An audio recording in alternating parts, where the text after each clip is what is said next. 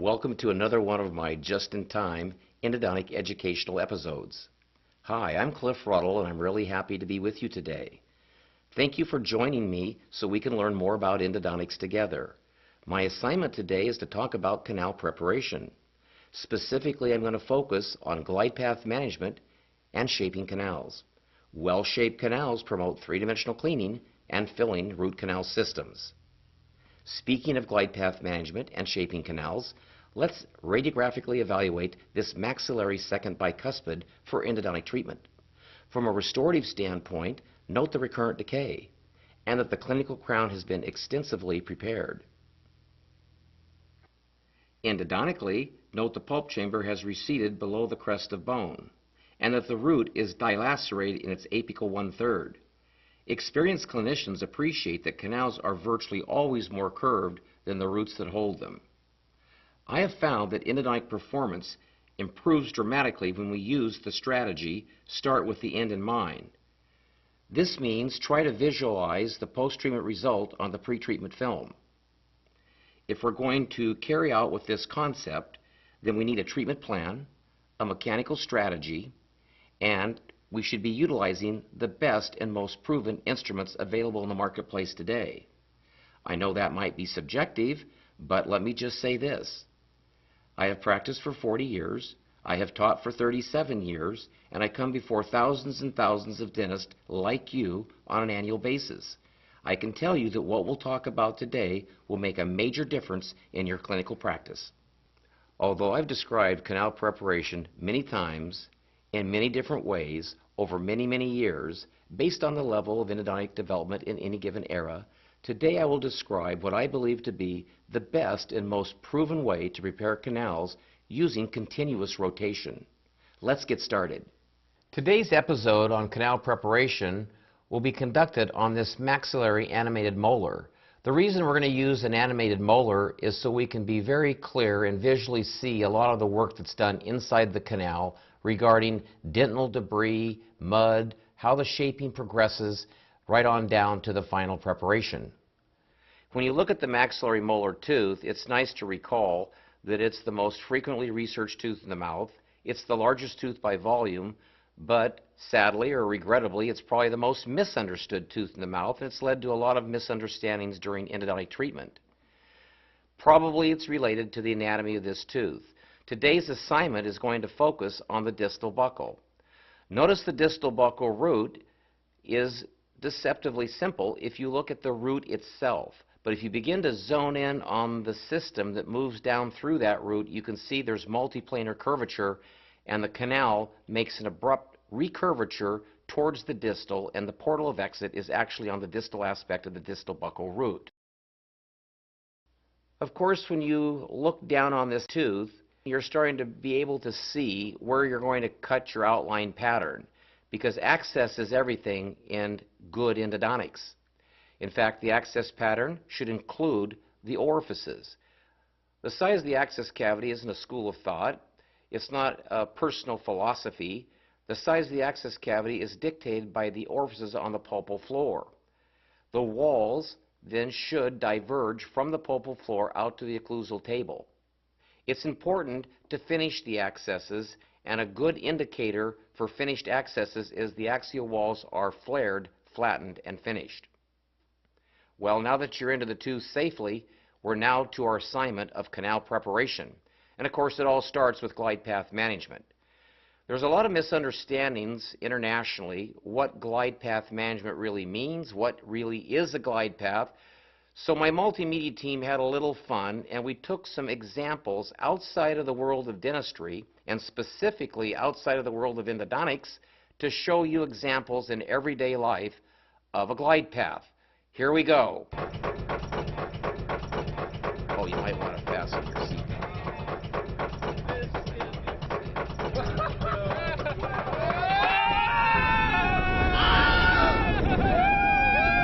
There's a lot of curves, there are some recurvatures, there's abrupt turns, and all of this, whether you're talking about a roller coaster, a luge flying down an ice track, sliding towards the finish line, or whether you're on a water slide, and you're following that track down to the pool below, what all these examples have in common is there is a smooth, reproducible glide path to the terminus.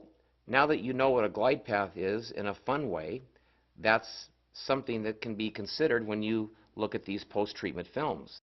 It's easy to look at these films and be somewhat excited and enthusiastic about root canal system anatomy, but what all these cases have in common is they were all accessed, every one of the canals was negotiated, a glide path was confirmed, and that glide path then could be shaped. And we all know that shaping facilitates cleaning and shaping facilitates filling root canal systems.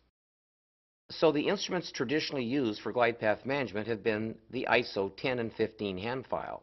Notice these are fixed tapered files and they're stainless steel.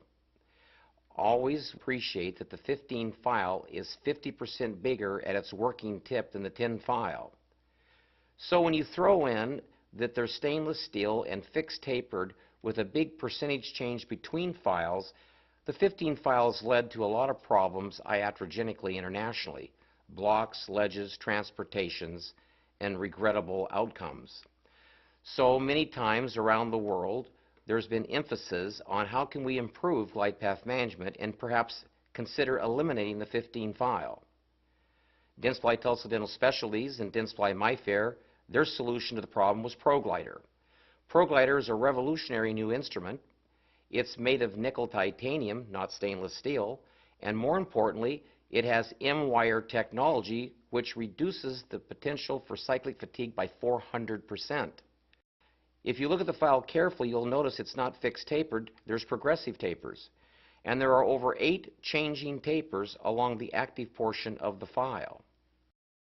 The file would spin then at 300 RPMs, and a torque could be anywhere from 400 to 520 gram-centimeters based on the motor you have.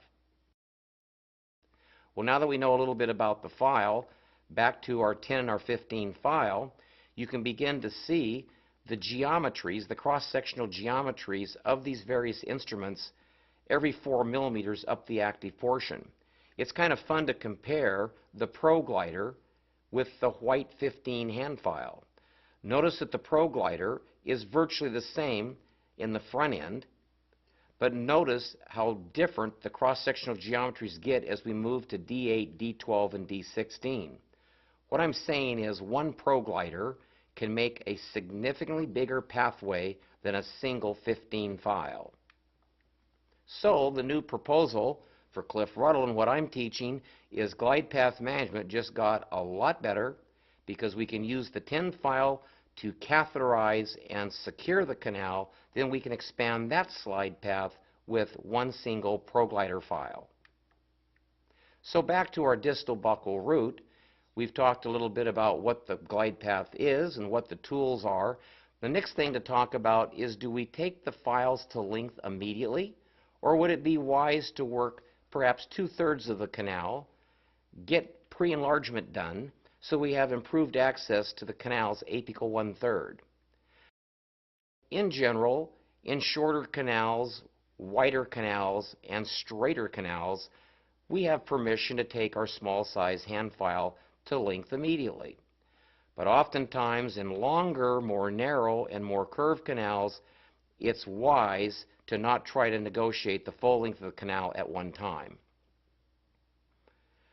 You can see that many colleagues do, in fact, use a viscous chelator like Glide, ProLube, or RC Prep. They tediously work the 10 file. Oftentimes it won't go, so they'll drop to an 8. And triumphantly, they'll even go to the 06 to get to length, and they feel quite good about this. Many times when we do this, we need to appreciate a lot of things are happening beyond you were able to negotiate the canal. Notice the rate of taper of the file is more or less the rate of taper of the canal. There's virtually no irrigant in this system. Further, the file is going to generate debris, and that debris frequently gets pushed into the lateral anatomy. Finally, these canals are being instrumented by stainless steel files, and we have to wonder, can we really pre-curve a file and pass it through a canal where there's canyons of restrictive dentin? So I think if you look at these two images side by side, you can see the breakthrough.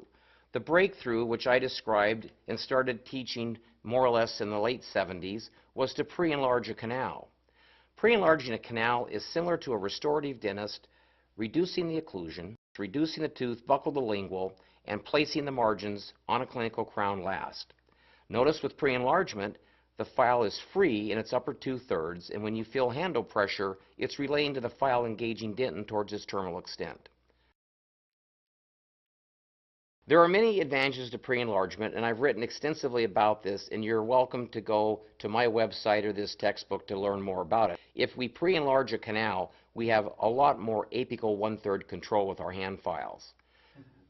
The irrigan in a pre-enlarged canal is there in sufficient volume that it can penetrate, circulate, and begin cleaning into the uninstrumental portions of the root canal space. Clearly, plenty of research has shown that a pre-enlarged canal decreases postoperative pain because there's less likelihood of pushing debris inadvertently periapically. Finally, when we have a pre-enlarged canal, its apical 1/3 can usually accept a larger instrument. This improves radiographic control. This also enhances the accuracy and reliability of all apex locators. So what is the secret to pre-enlargement? In a sequential glide path, we fill the chamber with a viscous chelator. There are 3 advantages of a viscous chelator. A viscous chelator gives us a superior lubricant. It emulsifies tissue by preventing the readherence of collagenous vital tissue. And finally, the debris that's being generated is more effectively held in suspension. So, viscous chelators are examples would be ProLube, Glide, or RC Prep. Anytime Ruddle's going into any part of a canal where I've never been before, I need forgiveness and I need the viscous chelator. The tin file now can be used to explore and discover and to negotiate a portion of the canal. Even in longer, narrower, and more curved canals, we can usually carry a tin file about 2/3 of the overall expected working length of that canal. Once we have the tin file up about 2/3 of the way, let's move the file in and out in little short amplitude strokes to verify that we have a glide path in preparation for mechanical canal preparation. Any part of the canal that is secured, and I repeat, any part of the canal that is deemed secure clinically can be shaped. Shaping is always done in a bath of full strength sodium hypochlorite. One single shaping file, as we'll shortly see, can pre-enlarge, remove coronal interferences, remove triangles of dentin, and expand the shape almost optimally in the upper 2/3. With the upper 2/3 optimally shaped, we're free to go back to our viscous chelator because, again, we're going to place a file into that part of the canal we've never been before. So the viscous chelator will give us lubrication, emulsification, and it'll keep the debris in suspension. It is at this time when your rubber stop reaches your selected reference point, you can be thinking about working length, either using conventional films, digital radiography, or apex locators. Certainly when we have a known working length, we want to confirm patency. Remember, the canal was patent before Ruddle went into it.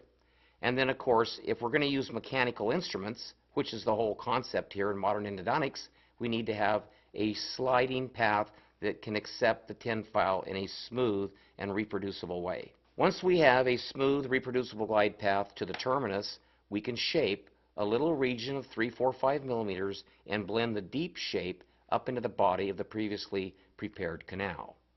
We'll talk in a little bit about apical diameter and the apical taper. I'll only say this at this point. ProTaper is perhaps one of the only files in the world in full rotation that gives you the 7, 8, and 9% deep shapes that allow irrigant to actually circulate into the uninstrumental portions of the root canal space. Well, we're in the tooth. You know what a glide path is. We've talked about the armentarium, and we've even talked about the sequential glide path. We can dispense your favorite viscous chelator. I use ProLube. And go ahead and fill the pulp chamber up virtually full. Now you can use a tin file, and a pre-curved tin file can be inserted, and it will carry viscous chelator by surface tension on the cutting flutes. The instrument is introduced into the canal, and in this case, the entry angle into the pulp chamber is quite abrupt, so a little gentle back and forth reciprocation on the handle will pull the file down into the canal. When we reciprocate the handle, it feeds the file progressively deeper into the canal. When the handle is snug, pull. Each feeded in pull is a cutting cycle, and after every few cutting cycles, move the instrument up and down vertically in little short 1 millimeter amplitude strokes. What this serves to do is carry more viscous chelator into the canal. Further, it keeps debris more effectively in suspension, and each little back and forth stroke serves to refine, smooth, and expand the glide path. Continue reciprocating the handle. That'll gently draw the file progressively deeper into the canal. And what I want to really point out is we really don't want to over manipulate the handle. Just little gentle back and forth motions. When the handle is snug, pull, and that's another cutting cycle. When you're about 2/3 of the way up the root, what we can notice is that we could go to an 08, we could go to an 06, but that's not the objective in a sequential glide path strategy. Now move the file in little short amplitude strokes and begin to check to see if you in fact have a smooth reproducible glide path in this region of the canal. If you can confirm that, the canal is deemed secured and this is an opening for rotary instrumentation. Irrigate with sodium hypochlorite, remove all your viscous chelator, never spin a file at 300 RPMs in a canal loaded with viscous chelator. The ProGlider is allowed to float, follow, and run into the canal. Literally, 2, 3, 4 seconds, you will reach the level where the tin file was, and you've expanded the shape considerably at this moment of treatment. Notice, however, there's still an awkward triangle of dentin. Notice the canal is still badly underprepared, but we have a glide path. That's what we're talking about, having a slide path to accommodate passively and safely mechanical shaping files. Now that we have got a glide path, let's digress for a moment and talk about the files that we'll use for shaping this canal. I'm going to show you the ProTaper system. ProTaper came to market in 2001, and at this moment it is the most utilized system in the world. So this is what Ruddle is using because it has the most success of any file ever made. There are 3 shaping files, and you can see that there are 3 finishing files, and appreciate that there's actually an F4 and an F5, but we're showing you today what is typically generally most utilized. Notice specifically the last line, variable tapers. This is the first system in the world to introduce progressive tapers over the active portion of a single file. ProTaper runs at 300 RPMs and 520 gram centimeters. I want to point this out because there's a lot of disagreement on this, but if you look at the peer-reviewed journals, there are plenty of scientific articles that show that progressively tapered files should be run at high torque. It is dangerous to change the torque from one ProTaper instrument to the next. In fact, if you want to increase your breakage, change your torque. So maximum torque for all ProTaper files ensures maximum safety. Let's look at the shapers. The shapers have a convex triangular cross section, and there's 3 of them, but notice one is quite short. The file on the left, Shaper X, is only 19 millimeters long, and it's the industry leader for pre-enlarging canals. It can't possibly reach the apical foramen of most canals, so that's why we have 2 other shapers that are used to reach length, and that's the purple and the white.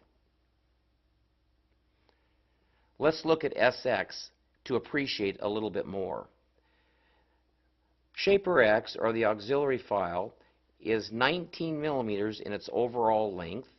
If you divide the file into thirds, you will notice that the middle 1/3 of the file is actually the part of the file that's designed to cut. The apical 1/3 of this instrument is not designed to engage and do heavy work.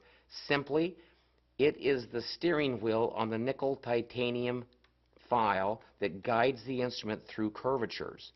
So we don't want to cut in the apical 1/3. We want to look at our file clinically as we use it to make sure debris is piling up in the middle 1/3, and we rarely go more than about 2/3 down any given canal.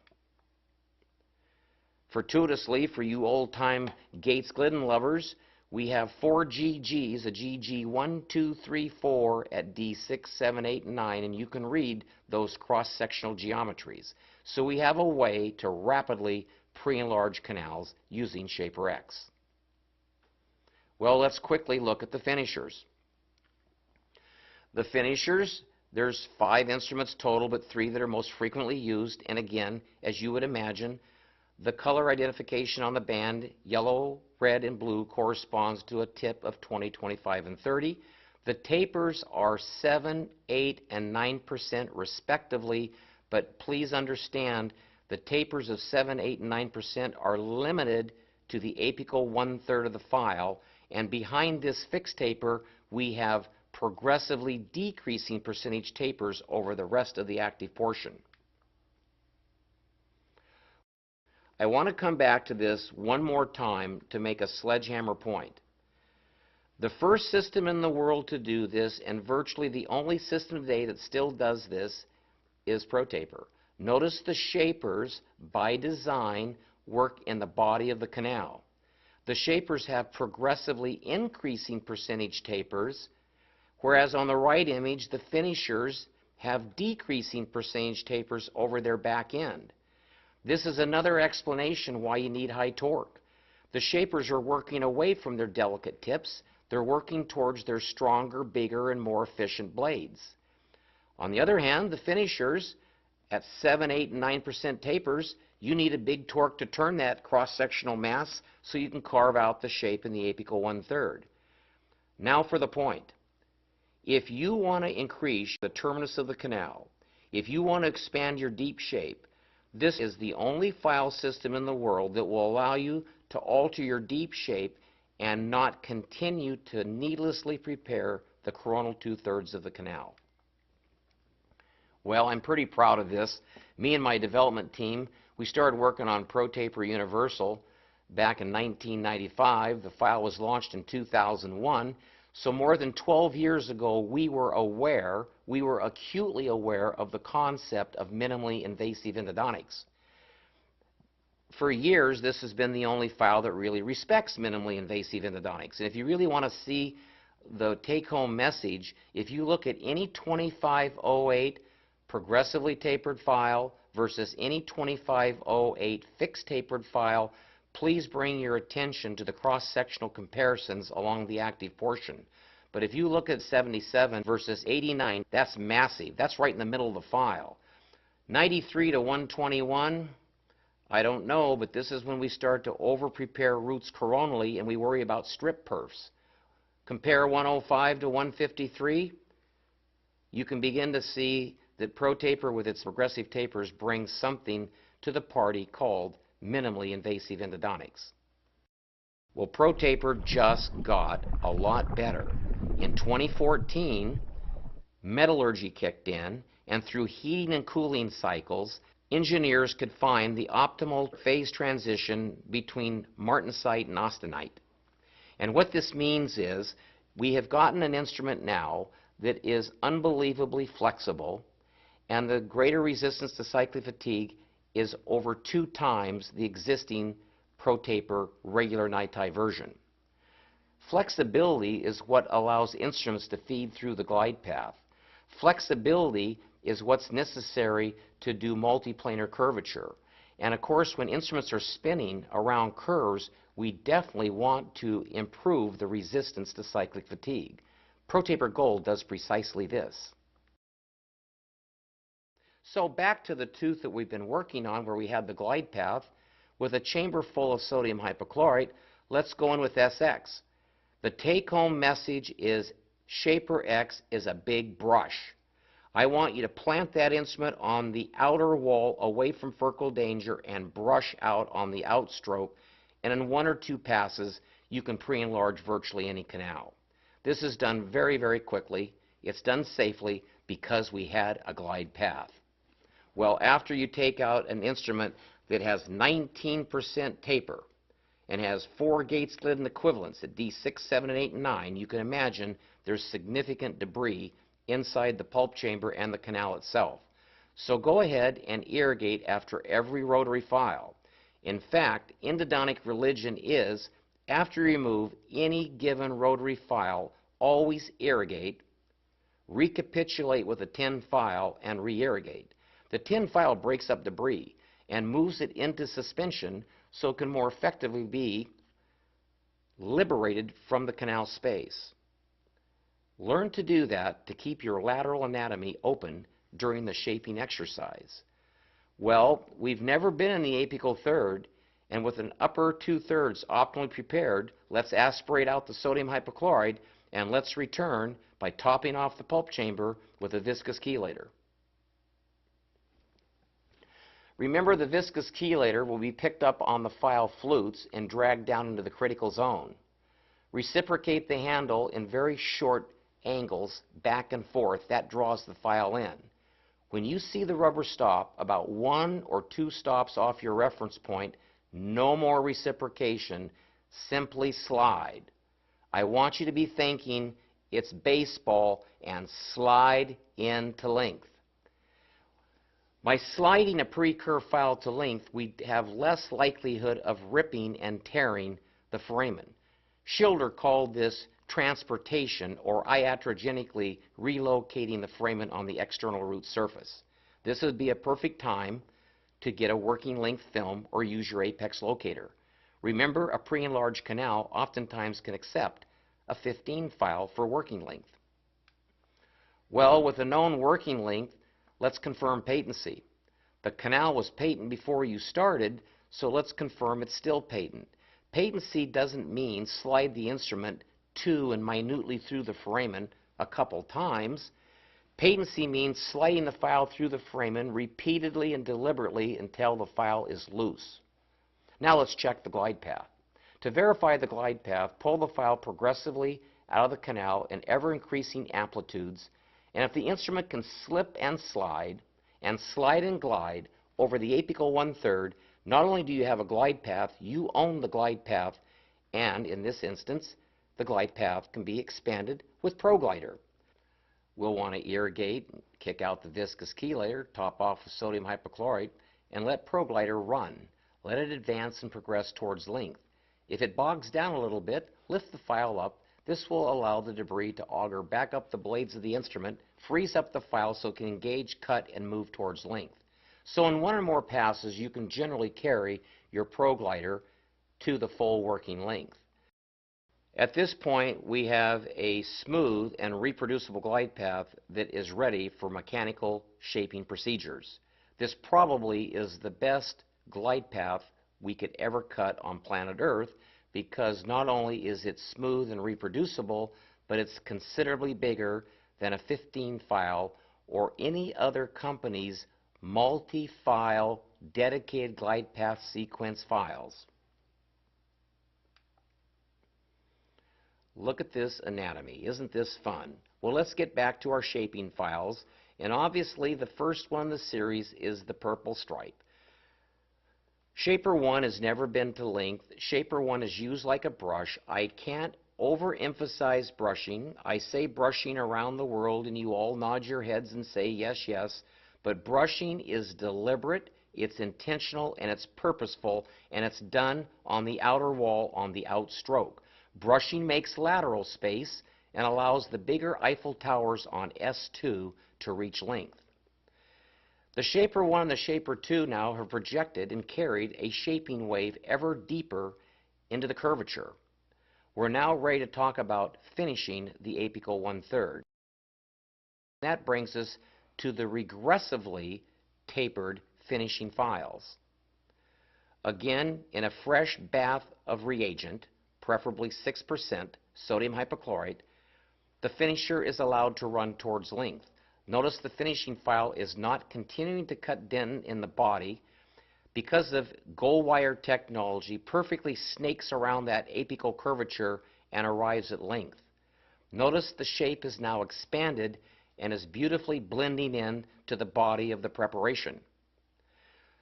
Astute clinicians learn to look at these instruments when they pull them out of the canal. Learn to look to see where the debris is on the flutes of the instrument. When the apical flutes of any given finishing file are completely loaded, the shape is done. When the F1 came out, there was only some spotty dental mud noted on the flutes, so this would encourage the clinician to go a size bigger. That would be the red 2508. Appreciate the 2508 is just an 8% taper in its apical 3 millimeters. Dead soft metal rapidly negotiates the curve in a very safe way, and now you have a blended shape from the foramen to the orifice. Again, look at that apical part of that instrument. Appreciate if it's totally loaded. If the blades are loaded, the shape is done. Well-shaped canals can be three-dimensionally cleaned, and root canal systems that are clean can be filled in all their dimensions. A well-shaped canal is easy to fit a cone into. A medium non-standardized gutta-percha master cone will easily slide to length. You could also use a size verifier if you were using a gutta core obturation method. Either a vertical condensation method or a gutta core obturation method is the method of choice if we want to fill root canal systems.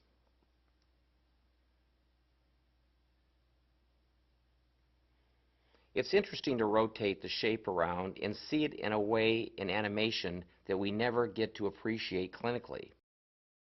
I know that some of you have CBCT and you can get more of a three-dimensional appreciation, but I've learned so much over the years from working with my multimedia team to see how these shapes really look on real teeth, with real root canal systems, with real instruments. The evidence is beginning to show up, and what I'm happy to report is ProTaper Gold's been on the market for just 3 months, and already we're collecting cases from a wide array of doctors from around the world. Michael Nimitz is a personal friend of mine, but if we look at the mesial systems, notice that dog leg on the MB. That's very, very impressive. And then there's 2 systems in the distal root, and you can see very deep those systems actually divide and have 2 portals of exit. It's important to have the right technology when we're treating difficult root canal system anatomy. I was really pleased when I received this radiographic image from my friend Scott Doyle. I've known Scott for many years. He's an endodontist. He used to be in the Air Force and he taught Air Force residents. Well, when you look at this image, his enthusiasm was he used ProTaper Gold. Notice how difficult the anatomy is in the mesial system, and please especially note the last 2 millimeters is an abrupt 90-degree curvature distally. The distal system is a beautiful example of the importance of shaping. When we shape canals well, we can have a sufficient reservoir of irrigant that upon activation can be moved into the uninstrumentable portions of the root canal space. Scott was able to move his irrigants and clean out anatomy that was actually uninstrumentable because it's off of a deep division within the distal root. And of course, we can look at Tom McClammy, an endodontist from Scottsdale. Tom has been a dear friend for years. He's now opening up a brand new teaching center, and I'm sure many of you will benefit in the years ahead from being educated from Tom. But look again at what ProTaper Gold can do in tough anatomy. Well, most of you have heard of John West, a co-inventor, along with Pierre Mauchetou in the ProTaper world. But his son was able to use ProTaper Gold on this maxillary first molar. What was impressive in this case, beyond the curvature, begin to think and appreciate the diameter of an F2 about 6 millimeters back from its terminus. That would be a fairly significant cross-section, and that cross-section can spin at 300 RPMs and still prepare the shape and not separate through cyclic fatigue. ProTaper Gold has definitely set a new standard for shaping canals. ProTaper Universal has been the #1 selling file for many, many years.